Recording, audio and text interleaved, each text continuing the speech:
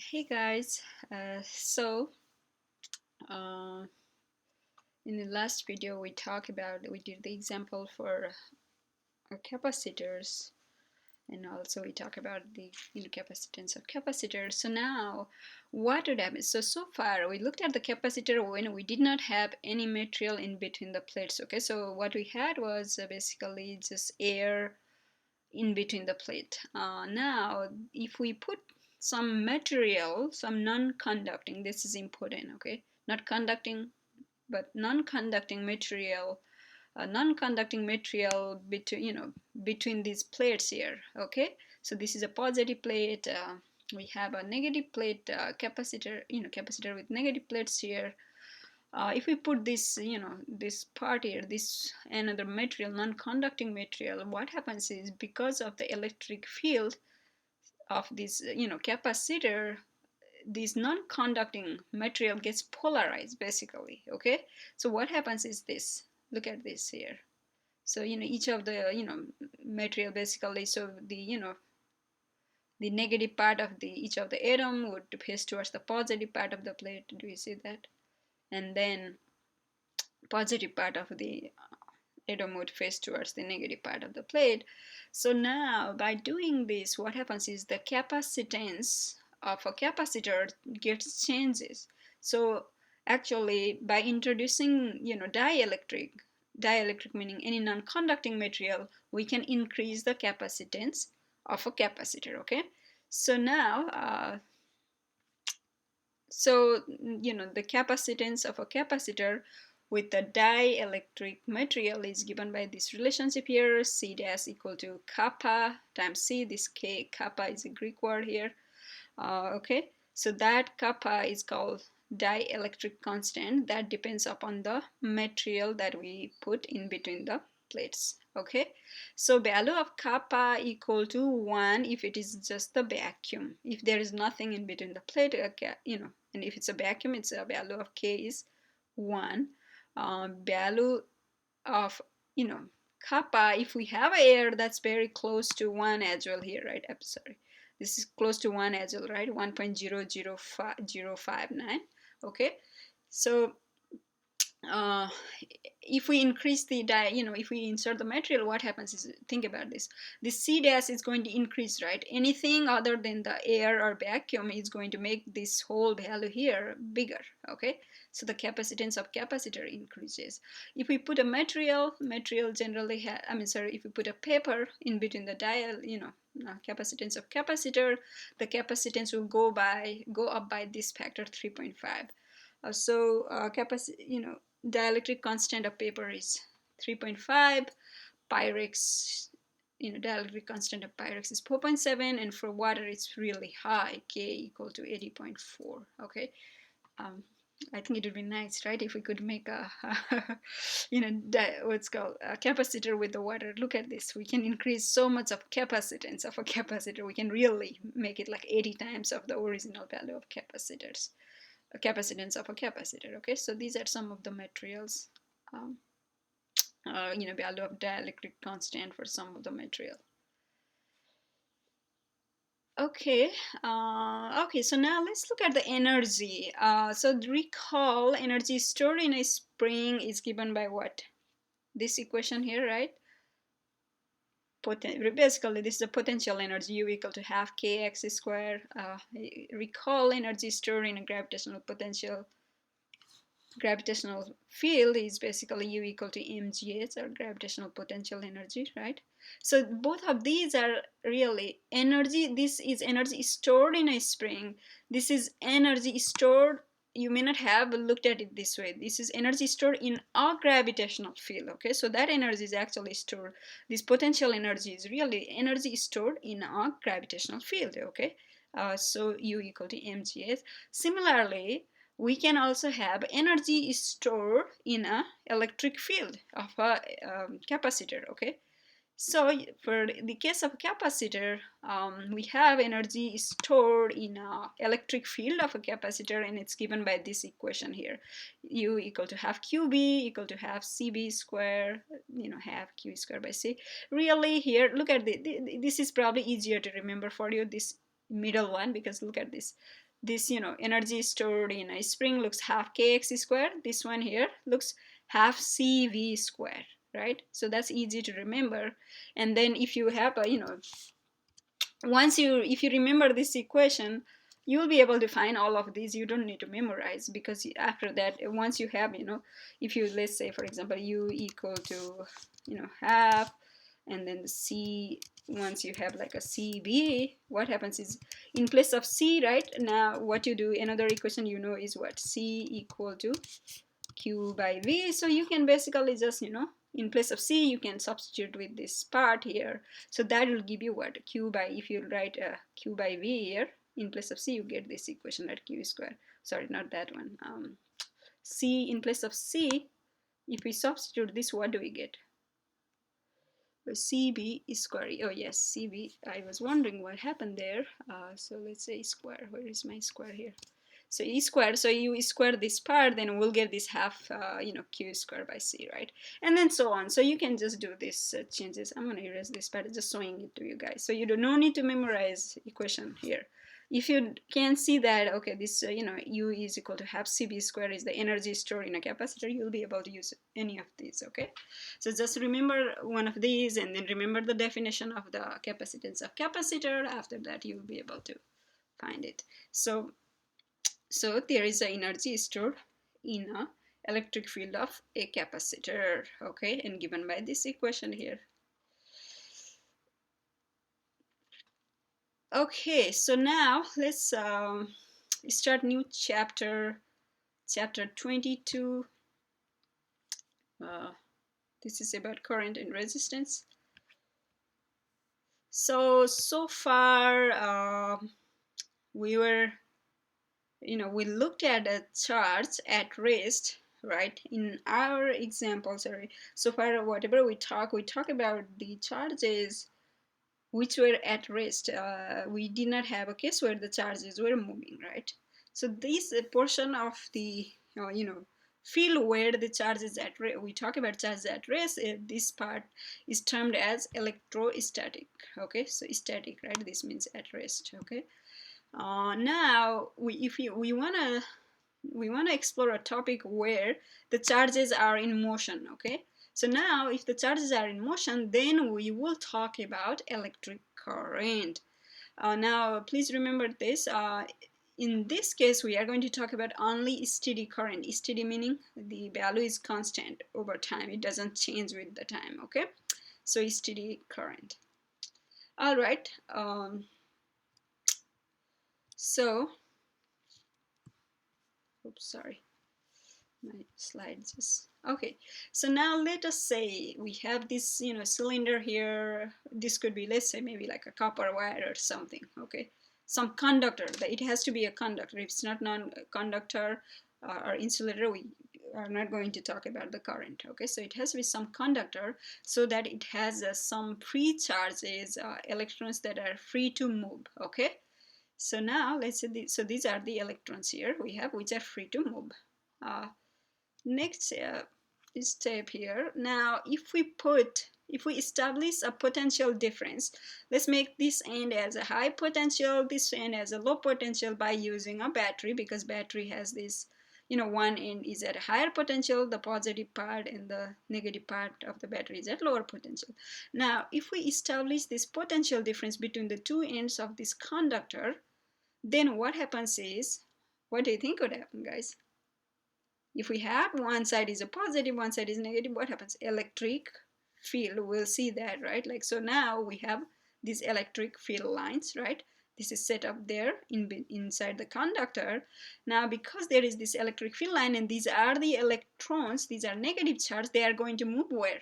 Are they going to move to the direction of electric field, or are they going to move against the direction of electric field? If we, if these are these blue dots, right, these are the electrons, what do you think would happen?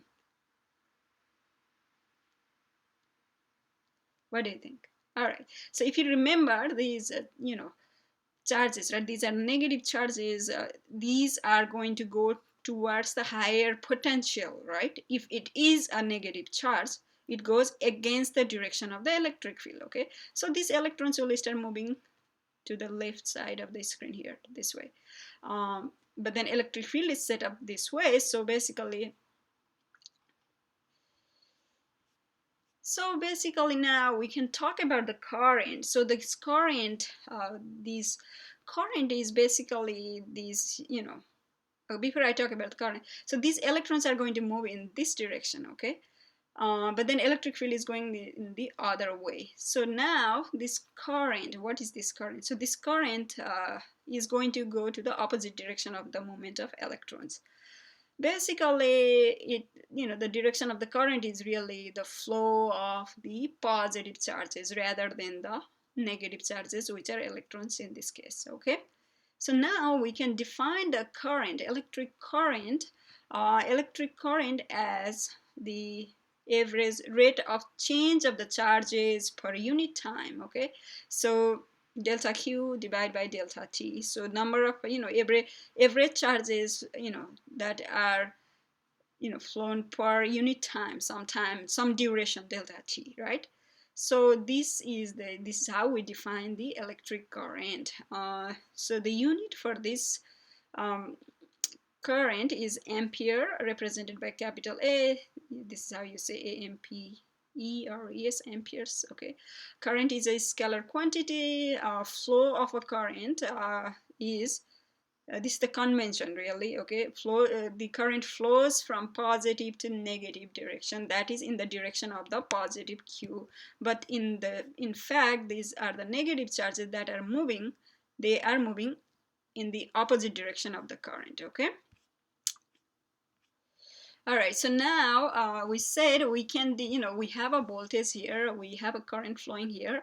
Now there is some relationship, like think about this. If we go back here, what happens? Okay, if we increase the potential difference, what happens? We will establish higher potential difference, right? This will be really high, this will be really low. And then now we can drive more current through that conductor. So there is a relationship, direct relationship between these two quantities. Voltage B, or electric potential, or voltage is the same thing, okay? So here voltage is proportional to current. More voltage, we can drive more currents through this conductor, okay?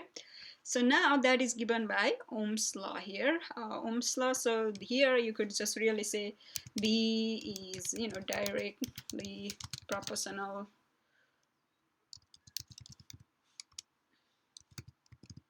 to I, okay, basically, I mean, I didn't mean to make it all caps, guys, it's just, okay, okay, directly proportional to I. So if we want to remove that proportionality constant sign, then we can write B equal to Ri. So this R is a proportionality constant. This R, this is a property of a device that we have here, or whatever we have here, okay? So this, but R is constant for this setup, okay, for the given setup. So this R is a resistance, and then this relationship which tells us that as we increase the potential difference, we can drive more current.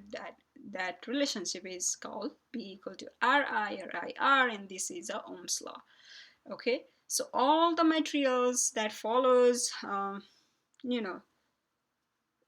there are most materials follows this Ohm's law. However, not all materials. So there are materials which follows Ohm's law, they are called ohmic. There are materials which doesn't follow Ohm's law, they are called non-ohmic, okay?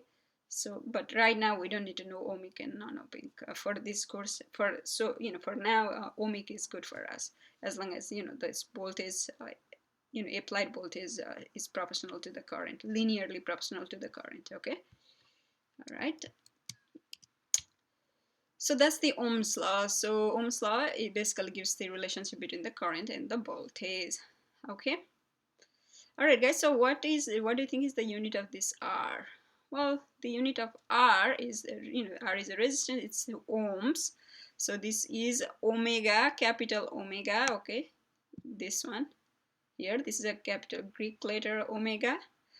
This represents ohms, okay? So I know I'm teaching you guys here on the screen, like recording this. Make sure you guys are actually writing this down, okay? So that way it will help you to remember better what does these things mean. So okay, so this is ohm. Now that resistance here, so if we go back here, so this device itself has property, right? So this device has some thing called resistance. Okay, resistance is basically what it means. It's a tendency of this device to, or the this device to oppose the flow of the charges, basically. Okay, so resistance, this quantity R resistance depends on a couple of things. It depends on the length of this device. Okay, directly proportional, meaning if we have a longer length, resistance will increase. It also depends upon the cross-sectional area. This part here, A, this is a circular region, right? Cross-sectional area. So if we have a smaller cross-sectional area, it will be harder to flow these electrons through that area, right? In the given time, if we have a really big one, a cross-sectional area, then it will be easy for these charges to move, basically. Okay, so that gives so putting those things together, we can write the relationship here: R equal to rho times L divided by A, where rho is called resistivity of a material. So this is here resistivity rho, and then this is not density, guys. Resistivity rho, it's a property of the material. It depends upon the temperature unit. We'll talk in a minute.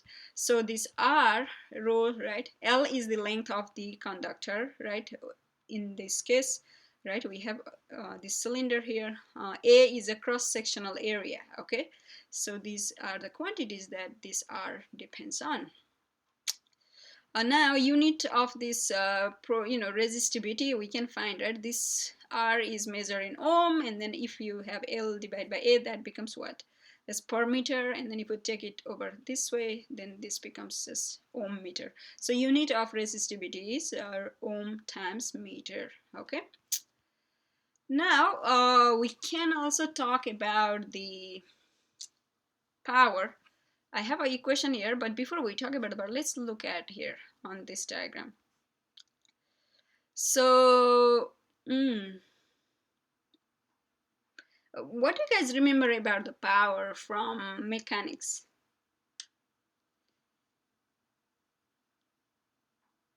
Power is basically what? Work done in the work done in unit time, right? Okay, so now if we know work done in unit time is a power, but then we know work done, so we can use the same definition here for this part also. Okay, so in this case, what is doing the work here? Electric field is doing the work, right? So that, but then work done is what? That work done is equal to the change in electrostatic potential energy, right? And we know electrostatic potential energy is related to what? Electric potential, right? Electric potential is what? Electric potential is defined as the amount of energy required to move some charge, unit charge, right? So they are all related. So by using that relationship, we can come to this equation: P equal to I times P. I'll get back again there in a minute. But now let's look at what does that mean for us when we have these conductors. Okay, when we are talking about the current, it means what do you think would happen here? You leave this conductor here connected to a battery for a long period of time. What do you think would happen to this device, this conductor? This will get heated, guys. Okay, so electric field does work here, but then that work done in the given duration of time will make this conductor hot. Okay, so basically power is it turns out to as dissipated heat energy or thermal energy in terms of, in this case. Okay, so basically, let's say if we have if you leave a this this uh, on basically. But you leave the battery, you're lighting up some bulb, and instead of this cylinder here, you had some bulb here and you had this battery here, and you leave it on. What happens? You end up draining the voltage. Also, these things gets hot here. Okay, so now we can talk about the power here. Power P equal to I times B, I square R equal to B square by R. Don't look at this part. You don't have to worry too much. If you know one thing, in physics, it's always just knowing just one thing. After that, you can do all other things. So P equal to I times B, right? Okay, so this is the definition of power, okay?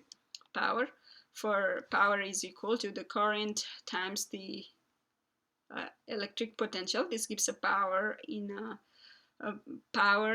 electrical circuit. Okay, so now this part, to get this part I square R B square by R, all you have to do is just replace this B equal to Ri. Just play with this, and then depending upon the situation, you may end up B equal to Ri, or you may do R equal to B by I or something. So this is the main equation. This part here, P equal to IV, and then next part, next step, you can just change in place of V by this part, and that will give us this equation I squared times R. Okay, and you can do the same thing, similar thing to get this part also. All right, so that is the power. Now let's look at few examples. So current running through a wire heats it up. That's how we have this light bulb. Oops, I'm sorry guys, I didn't mean to do that here. Okay, so current running through a wire heats it up, and that's how we see these light bulbs lit up. Okay, now this is the case for if we have a tungsten filament inside. If we have CFL, they work based on different principle than heating up the wire inside the bulb. Okay, so if you have a tungsten filament, like the wire bulb, if it has like copper wire or some metal inside or tungsten inside this bulb, then basically when you put the when you connect it to the outlet, what happens is the charges flows through the wire, and it heats up the wire inside the bulb, and then it heats up so much that it basically starts to glow. That's how we see the light bulb lit up. This is right. So same here, same principle. So basically you you establish potential difference, right? And you make the current flow in a circuit. So basically you have this toaster here. Once the toaster, this filament inside, they get hit, they heats up. You can put your bread and then toast it. Okay, so here is same, is again same thing, same principle is applicable here. Space heater also works under the same principle. Basically power P equal to B times I. So again, another example is electric stove burner, right? So again, P equal to B times I here. So power is basically dissipated as a heat. Okay, all right. Okay guys, so that is about it for this whole chapter. That's the chapter 22, guys, really. We'll do probably like one example in the next lecture for this chapter, and then we are done with chapter 22. That's all.